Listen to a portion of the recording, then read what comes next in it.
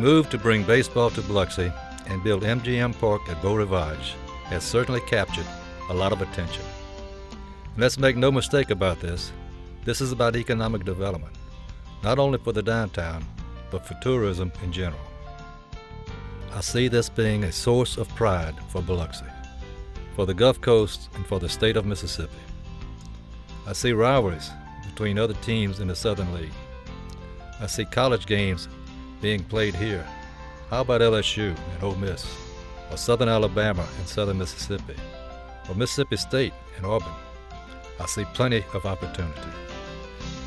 People talk about baseball, but that's only part of the story. We need to remember that baseball is only 70 games a year.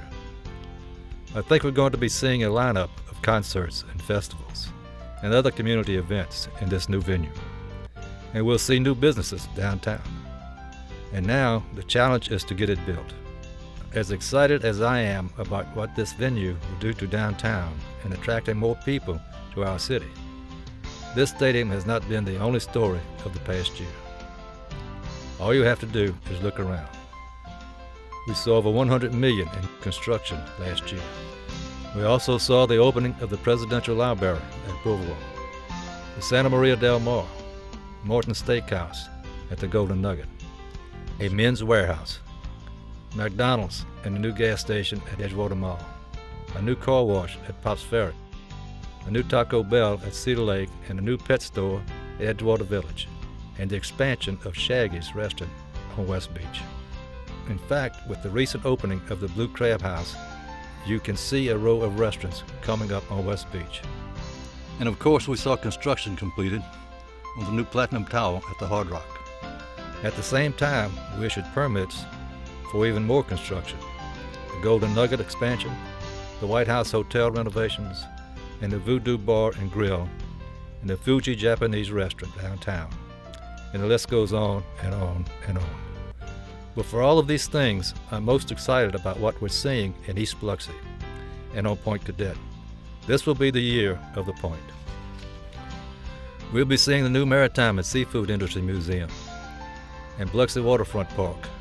You'll come across the bridge and see that gleaming museum with its boat in a bottle, and the beautiful waterfront park with its pavilion and green space, and the majestic oak trees, and you'll know you have arrived at some place special.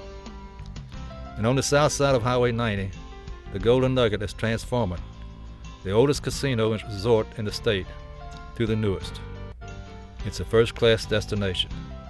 Next door, Harris is taking steps to revitalize its waterfront into an entertainment showplace. Down the street, the Oral O'Keeffe Museum will be marking George Orr's birthday this summer with a major milestone, the opening of one of the pods out front. Across the street, you can see the new Coon Street boat ramp with the new parking and solar lighting.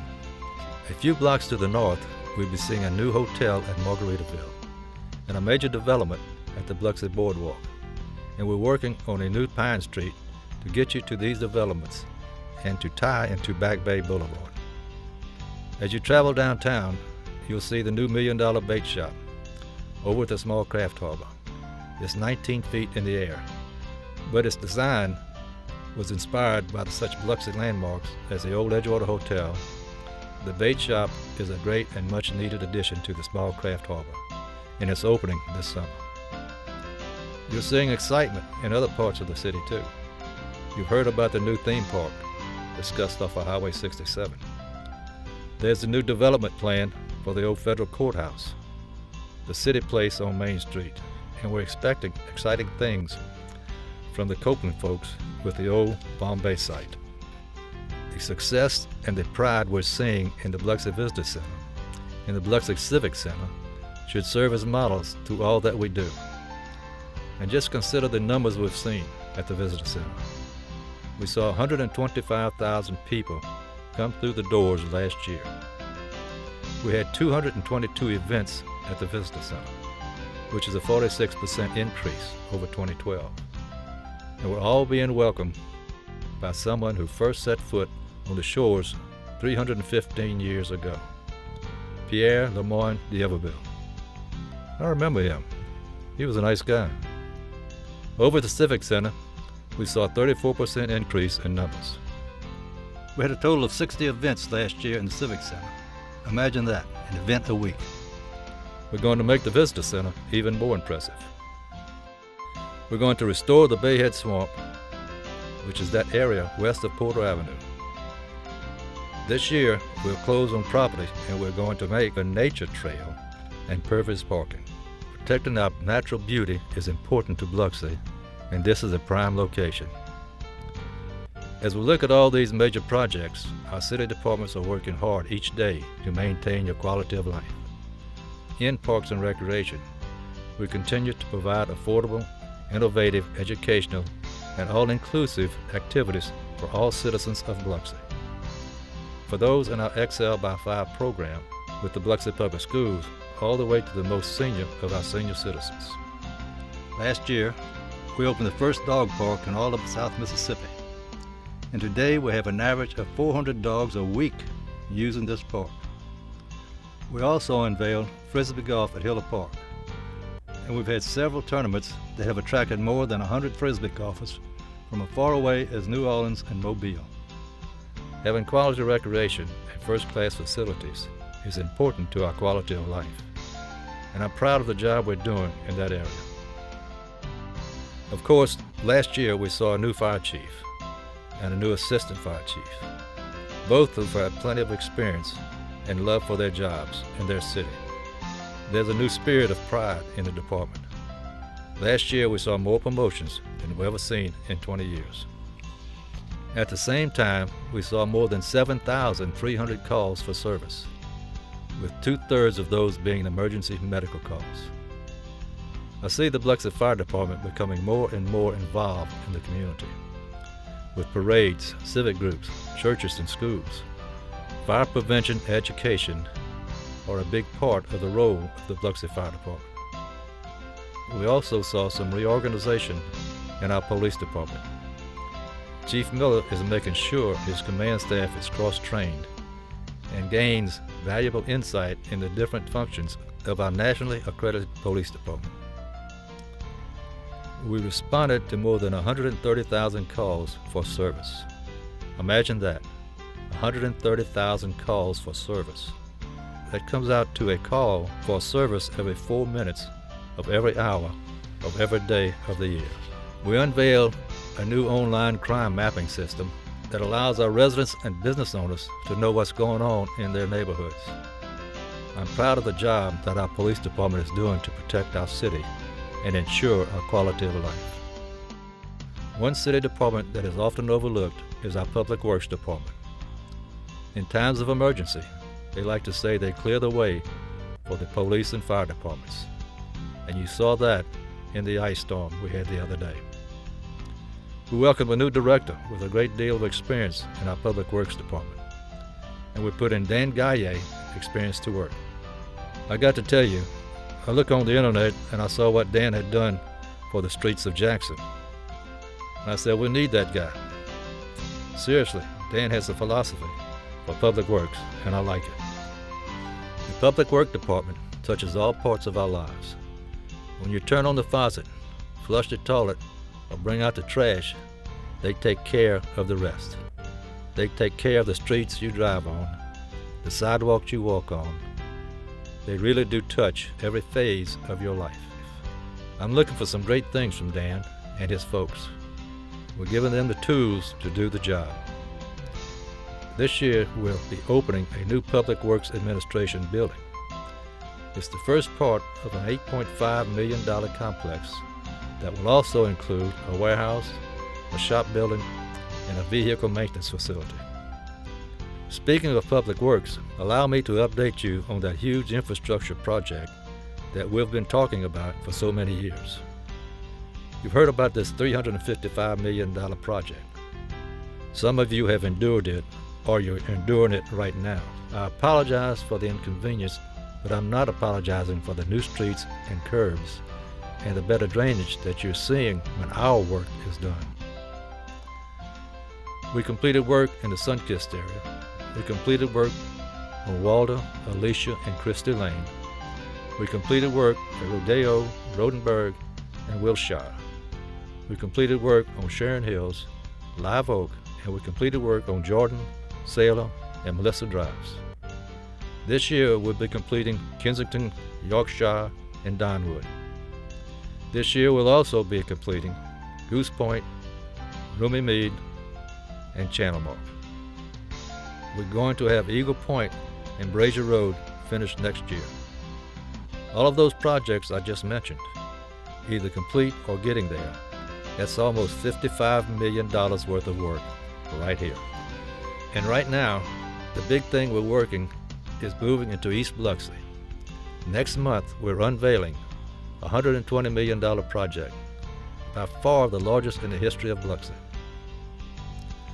This is going to be a once-in-a-lifetime project.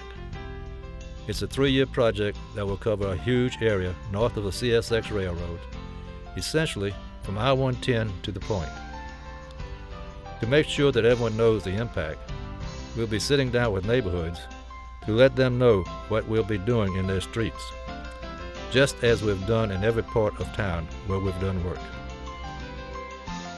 The final part of infrastructure work, and I'm glad to be able to say that word final, will be the south and west contracts.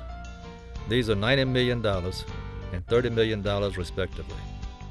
They go from the point along the front beach, and we'll be awarding that later this year. One thing I ask you to remember is this: we're doing 50 years worth of work in the next 3 to 4 years. It's been a long time coming, but it's getting here. While FEMA is paying for the infrastructure work and so many of our other improvements, we're still having to keep a tight rein on our finances. Last year, we kept our expenditures to 90% of the budget, saving $5.4 million. Our sales tax recovered slightly, up 4% over 2012. And since October, our sales tax revenue is up almost 7%. Students and teachers in our Biloxi Public School are continuing to excel. Let's remember that we're home to an A-rated school district, the number 3 district school in the state, behind only Pass Christian and Clinton. We're seeing our enrollment continue to increase too. Today we're near the 6,100 enrollment we had pre-Katrina. And I'm glad to see our Keesler leaders here today. Keesler, like everyone, has faced physical challenges. But let me say this: the men and women of Team Keesler continue to excel in their missions. We have the best Air Force base in the world, right here in Biloxi. Keesler has been and continues to be a cornerstone of our economy. More importantly, the base is vital to the defense of our country. Whether it's our world-famous hurricane hunters, the electronics training, or the cyberspace programs, or the second-largest medical center in the Air Force. Let me close with this. A year from now, we'll be looking at the 10th anniversary of Hurricane Katrina. Everyone knows it was the worst natural disaster to strike our country. Everyone knows it decimated our city and the Gulf Coast. Today, we are setting the stage to arrive at a turning point.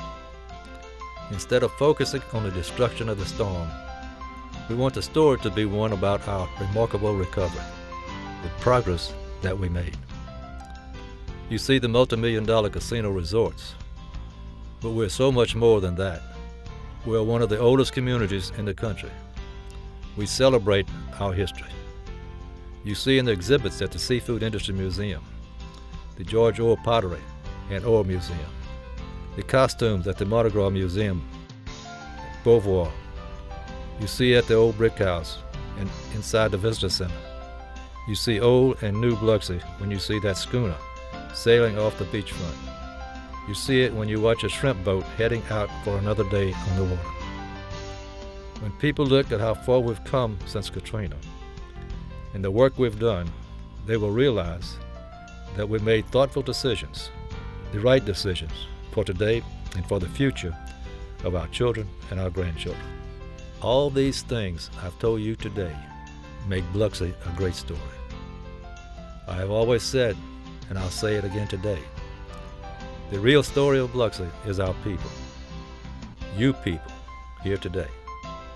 Your resolve and your resilience, the determination and the drive to overcome any challenge we face and to move forward just as we have done for 315 years. It's a great story, and we're making it happen every day. Thank you, God bless you, and God bless Biloxi.